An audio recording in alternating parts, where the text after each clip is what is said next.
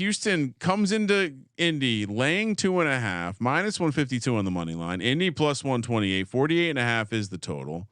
As much as we want to fade the Colts in week 1. Yep. Love fading the Colts week 1.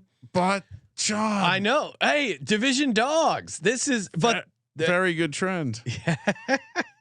But Ryan, we got to break out your AFC South flow chart. Since 2008, the Colts are 2-13-1 straight up and 1-14-1 ATS in week 1, including 0-6 ATS versus AFC South opponents. Now, the week 1 game thing aside, which I think is real to a certain degree because it's gone through multiple coaching things. One thing I was going back and like looking on my handicapping, my takes from the offseason as we lead up to the preseason. I think I didn't give this Houston Texans defense enough credit. I mean, the addition of Danielle Hunter, I think is huge. Derek Stingley in year 2. I mean, he was the defensive rookie of the year, and I feel like no one is talking about him. The eye test of Anthony Richardson in the preseason as a guy who was like optimistic, maybe he's a dark horse MVP candidate. And I do think Shane Steichen is a good coach, and I don't think Indy is going to be horrible. So I'm threading the needle here, which I couldn't say that I love Anthony Richardson to do. I think he's interesting in fantasy. I think he's interesting if he's going to scramble. And I think the Colts on the back end could have a little bit of trouble. I'm worried about Stephon Diggs long-term, what he does to this chemistry, what he does to this team, but week 1, he's going to be fat and happy. And that's a lot for this Colts secondary to cover in a dome with a very, very confident CJ Stroud. I see the case for Indy, but to me, like you throw in the week 1 angle as icing on the cake, and I'm on Houston laying the 2.5. Wow. We once took the 2.5 instead of laying it, Sean. On the road, it's a little different. I'm going to stand up in front of the freight train. That is the Indianapolis Colts losing.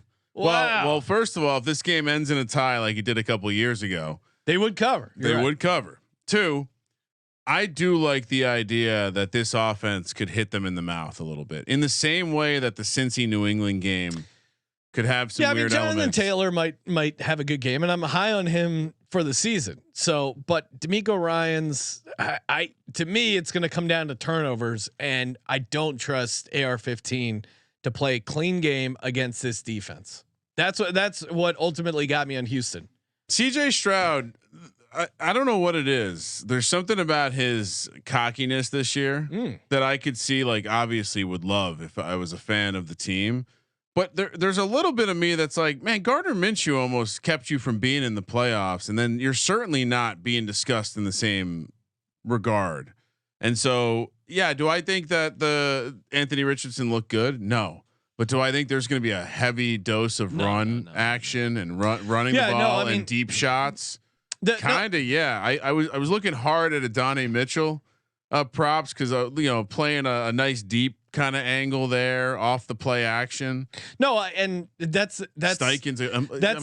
This is what's interesting when your like off-season takes kind of collide with week 1, where I'm cautiously optimistic about the Colts. I don't think they're going to win the division. Maybe sneak into the playoffs. They're like right in that 8-9, 9-8 zone again.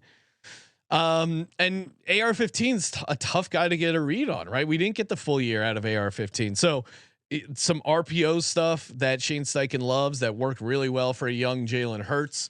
I could see that working. I just think this Houston defense is pretty good. And I think it's not getting talked up enough. That and Pittsburgh's defense are 2 defenses that I was like, not enough people are talking about these defenses.